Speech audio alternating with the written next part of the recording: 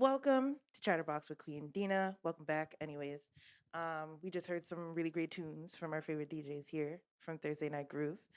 Like I said before, we're here with Sanovia and Danielle Jeter. Am I saying that correctly? I don't want to miss. Yes. Okay. Great. Okay. So we're gonna jump right in. So I'm gonna start with Sanovia. So thank you so much for being here. First off, I'm Of glad to course. have you. The last time I saw you was a couple weeks ago at Uptown Date Night. Hmm. You came through to support your wonderful friends Maya, Simone, and Namara, Yep. and hopped on the mic. And I was like, oh, look Y'all at can't that. see my smile right Yeah, now. with some freestyle rapping and whatnot. I was like, oh, and I had actually come across your page before, and I had never seen you But perform you didn't live. I follow. did follow. No, I I'm just follow playing. you. I'm just playing. I'm just kidding. But like I had come across your page before, and I was just like, wow, she's super dope. And then I guess I forgot to hit you up, and that's It's about okay. it. This Cause was the moment right yeah, here. this is the moment. This So is I'm it. glad to have you here finally. So tell us a little bit about your music, who you are, Yeah. what inspires you. Oh man. Okay. Well, my name is Sanovia. I just want to start with a little. I'm from the Midwest, so I just got to represent my set or whatever. I'm just playing, but no, I'm from Indiana, small town in Indiana, and I always got to do this like random fact. Like if you see the ball jars, like the ball mason jars, and you see the word ball on them, that's Muncie, like Muncie, Indiana. Ball Mason, Ball Memorial Hospital is where I was born. Ball State University is where I graduated from my undergrad. So boom, random facts. Okay, so I am a singer, songwriter. Well, I don't like to limit myself to that because I'm really an entrepreneur, so I do a lot of things. But as far as my music and my creativity goes, I always approach everything from a trauma informed arts based perspective, and that's what I studied actually in my master's program at Eastern University. So it was all about how to use the arts to transform urban communities. I know we talked about that word not long ago, but just really trying to get into the heart space of people and really trying to like work through healing, like through arts, through rap, through singing, through dance, through movement, through everything I do.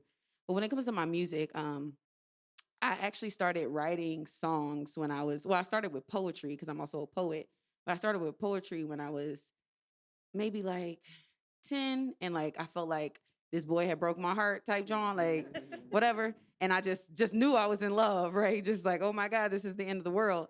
And I started writing poetry, but then I was like, oh, you know what? I was this is so random, but I was also the and I'm a storyteller, so please just shut me up. But I was the second grade is when I found out I could really sing though, because we had auditions for the Christmas play, and they were like, "We're picking the best singer in the second grade."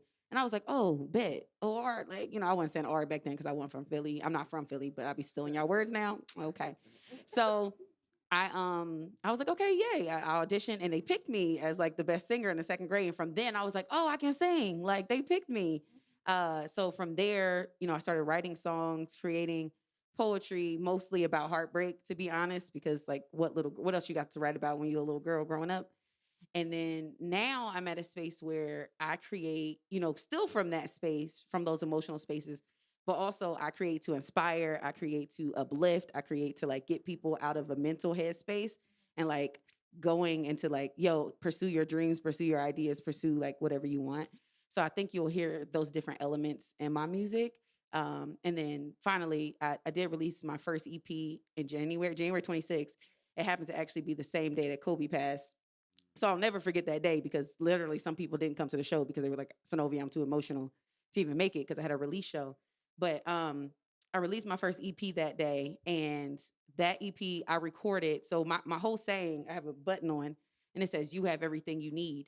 And my whole saying now, my whole life slogan and what I push on other people, honestly, is like, you already have everything you need. So that's what the EP is called, because I recorded the EP in my bedroom and I got it just mixed and mastered. And most people are like, "Oh, this sounds like," I'm like, right. Cause I had a mic, I had my MacBook, I didn't have an excuse anymore. Like, I think we make up so many excuses, but I had no excuses because I literally had what I needed to create the reality that I wanted to create. So I'm gonna stop. But that's a little bit about me and my music Yes, I and love my all of mind. it. Hold up. Side note, you are an excellent speaker. Thank you. Yeah. I just saw you like looking around at everybody, making sure everybody's listening. Oh, I was a communication studies major in Yes. undergrad, so I know. She's Yes, yes. I'm a you- communication studies major, so I know that you got to work the room, okay? No, I love all of that. I love the as the everything you need and like also the not making excuses thing because I feel like that's where a lot of people get stuck. It's just like, okay, I'm gonna start this when I get, or I'm gonna start this if I do, and it's like, or you could just start now. Or you could do it now. Get the ball rolling. At least if you don't have what you think you need, work with what you got already and see where that leads you because you might end up getting what you need in the process. So I think the episode is done. Like y'all did it in two. This is y'all is. On that note, I just want to say this. Y'all might think it's corny, but I'm getting "Just Do It" tatted on my leg for that exact reason. Because I'm tired of thinking about things. You just gotta do it. yes, I love it. I love it. So we're gonna talk to Danielle now. Thank you so much for being here. So, like I said, you're an entrepreneur extraordinaire. You're a dancer as well. I've seen it. Yeah, that's how you know each other. Okay. You've done theater as well, correct? Yeah.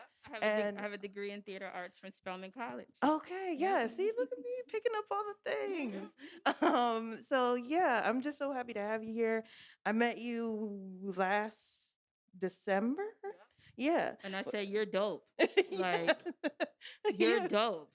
We were sitting there and I was telling her about what I was trying to do with I Buy Black too, and doing this business bar crawl and everything. And then she told me about Women in Media Global, and I was like, wow, look at this human being sitting next to me that I didn't know existed. Shout out to All of the Blaine for other introducing. amazing things that you do.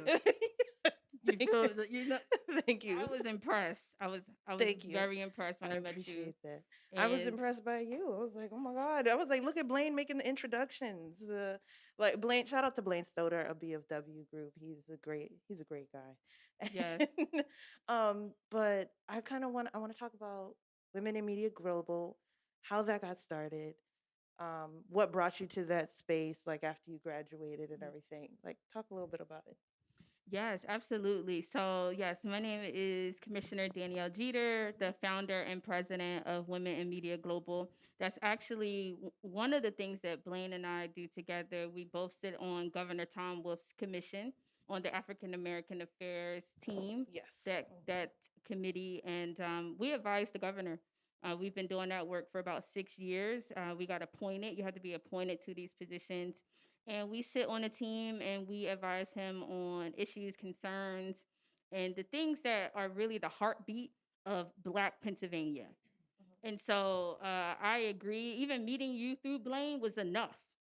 You know, like Yeah. when you are introduced to people through the source that comes from, oh, you already good because you with Blaine. Right. You know, I'm with Blaine, you with Blaine, like we popping. Like, like of course, So this is amazing. I'm really inspired by what you all have going on. Congratulations. I Thank know this you. is an interview about me, but I have to talk about you. Okay.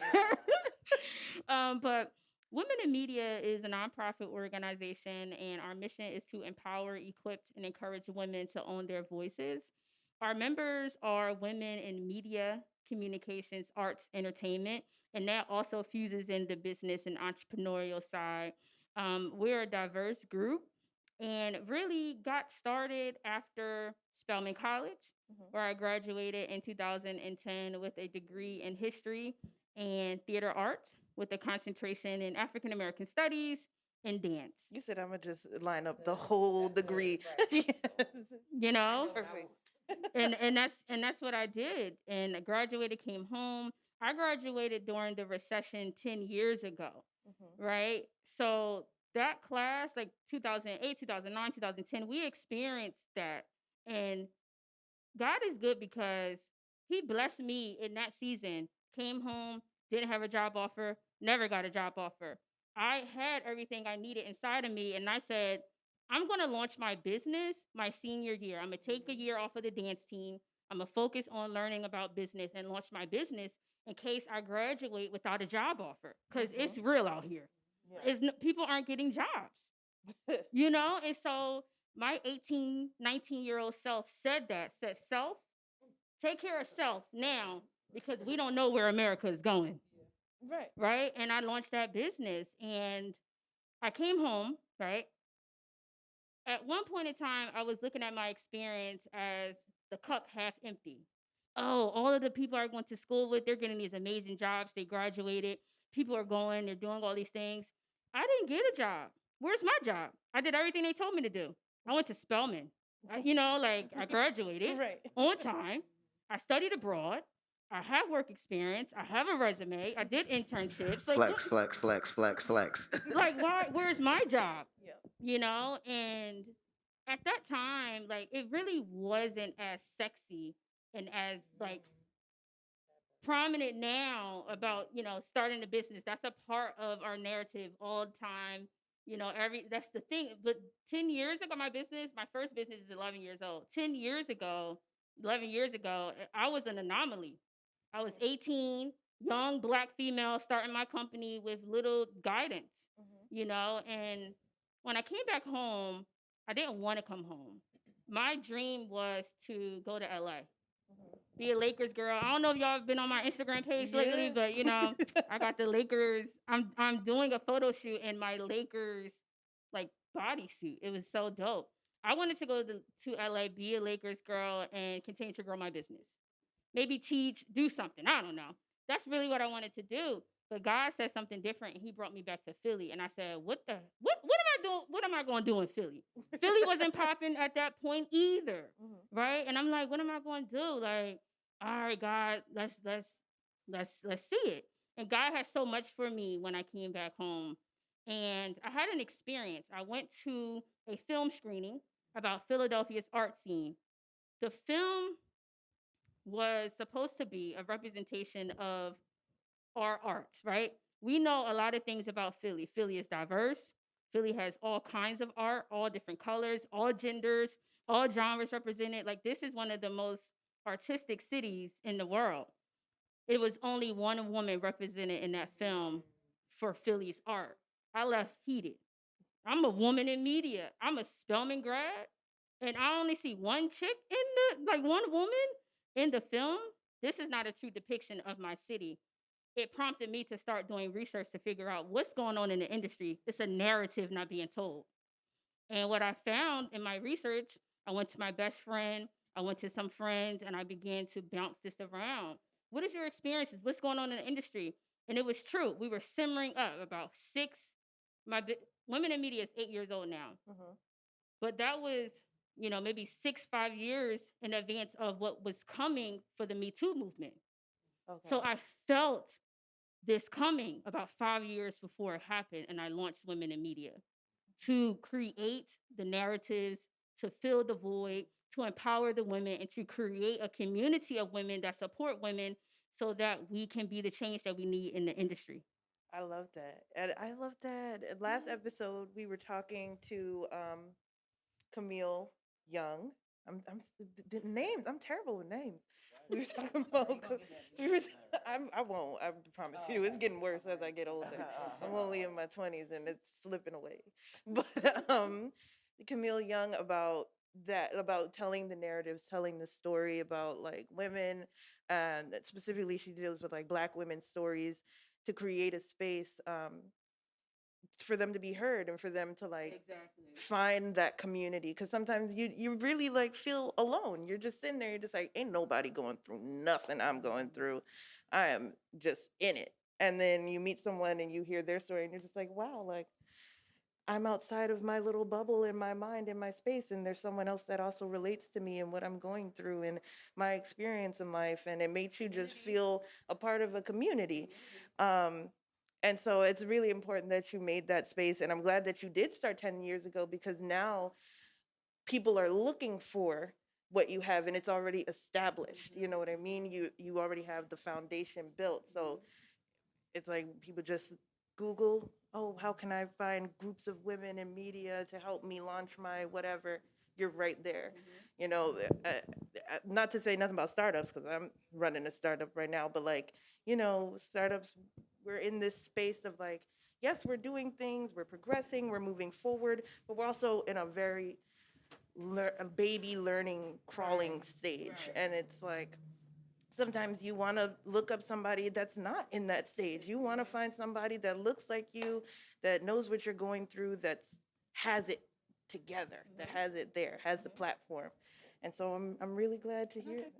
Yeah, go ahead. I just wanted to give a shout out to people like Jeter, because when I moved to Philly in 2014, I literally and there's one name in particular. I don't know if you know. Do you know Simone Dennis Roberts? Maybe not. It's okay.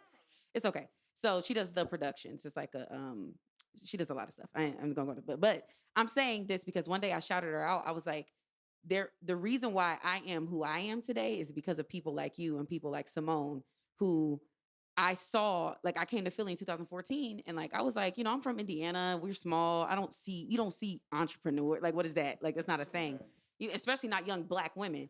And I went to her event, and I was like, oh, I can representation, right? Like, I was like, I can do this too. So my growth has been so exponential the last 6 years, 214, 6, yep, I can add. So 2020, like, my growth has been so exponential because I see people like you, because I see Simone, because I see all these people that I follow on social media. And most of them, I like literally can give a tribute to Philadelphia and Black women, and y'all like literally grinding so hard. And it helped me to be like, oh, I can too. So now Sanovia is doing all the things she's doing because of y'all. So I just want to give you personally like a thank you, even in this moment, for doing what you do. You know, that's dope. What both y'all got going on is super dope. I like your testimonies. Y'all living and breathing it, and you're providing resources in the world that people need, and it's important in this community. Thank you. I just want to say shout out. I gotta hold the mic better. Shout out Philadelphia, because I feel like a lot of people come here and immediately get inspired. Yes. Immediately That's be real. like, "Whoa, they're getting it popping out here." I gotta do the same. Like, I got countless friends that came from, yeah, Memphis, Florida. Like, every time they come here, they're like, "Whoa, this is different." Like, I said, Miami don't know what's about to oh, hit not them. at all. They Not don't at know when Global is coming for you, Miami. Like, we coming.